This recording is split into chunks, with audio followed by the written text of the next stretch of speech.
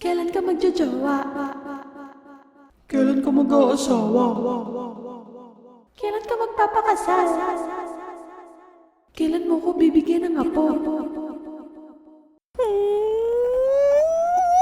Oh na! Ito na nga! May anak na ako!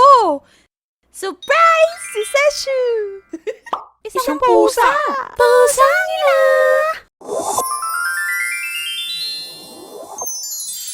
Namiss ko kayo. Diba? Ang cute! Paano kasi? May mga pressure na magka-baby na raw ako. Okay. Goods. Relate. Diba? Well, ganito yung normal sa kultura ng Pinoy. Lalo't kapag nasa tamang edad ka na. Kaya ayan, bumili ako ng anak.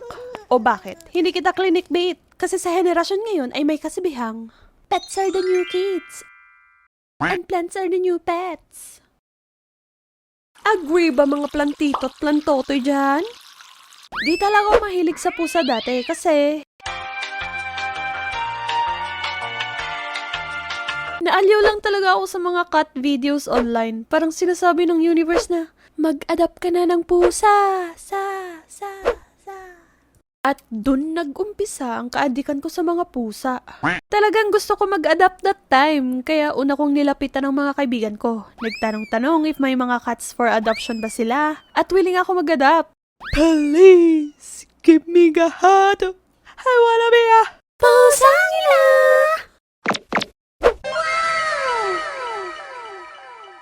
Meet Yumi, isang Siamese kitten. First time magkaroon ng pusa sa loob ng bahay namin, kaya bumili kami ng basic needs niya at pagkain tulad ng high-protein foods. Kya!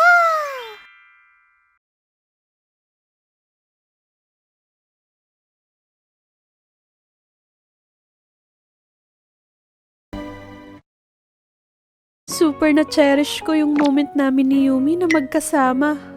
Napaka-active, sweet, at clingy niya sa akin, kaya napamahal ako agad sa kanya. Di ko alam ba't iba yung saya na bigay niya sa akin. Pati family ko napamahal sa kanya, dahil napakaamo niyang pusa. Pero di nagtagal yung masasayang araw namin kay Yumi, kasi to cut the story short, binawi si Yumi sa amin. Huh? Yes, Twinnie. I know the pain. Yung feeling mawalan ka ng baby. Kawawa naman ang Twinnie. Nung nawala si Yumi sa amin, ilang araw rin akong umiiyak na palihim. At nangungulila sa kanya. Ang sakit pala, no? Ang sakit kasi hindi na ako pusang ila!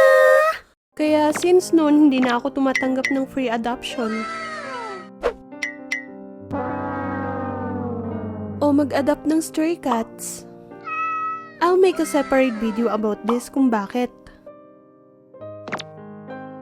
Kasi walang assurance na forever fur mom niya na ako. As in, overthink malala. Trauma yarn. Meet Seshu, isang Persian kitten. Hindi na sana ako mag-adapt ng pusa nun, pero grabe, ang lungkot ko. Sinabayan pa ng kapatid kong humahagulgol sa iyak, kakamiss kay Yumi.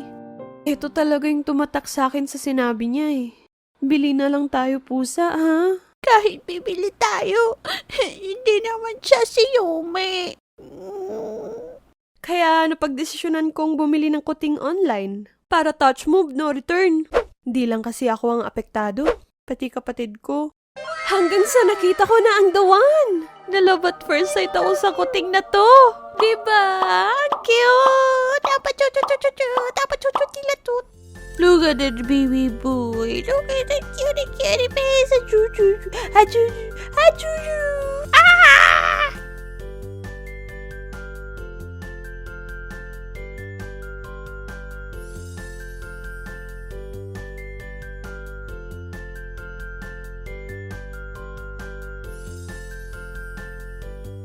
Bakit Seshu? Kasi sa kulay niyang white and gray. Tapos kahawig niya pa si Seshu Maru, yung kapatid ni Inuyasha. Grabe, ang saya ko nun. Ang saya kasi may assurance na talaga ako na sa akin na talaga siya. Kahit na ang gasos-gasos mong pusa ka.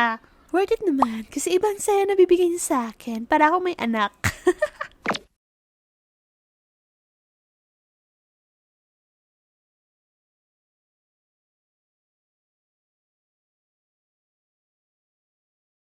Story Juice! Moral of the story? Na masarap pala maging pusang ina. Hindi kita clickbait kasi sa henerasyon ngayon may mga kasibahang. Thanks for watching! I'll talk more about my cats sa future kasi may kulay tatay na si Sesho ngayon. Kaya abangan. Sa mga umabot hanggang dito, comment blue hearts for Sesho! At may alaga rin ba kayong kuting? I-share nyo sa baba ang kwento nyo. Thanks for watching, my bunny bunchies! And see you again on my next video.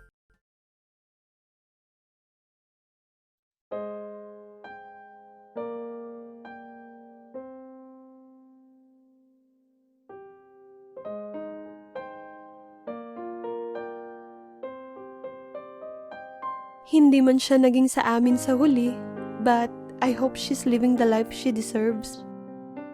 Pusang ina naman, oh.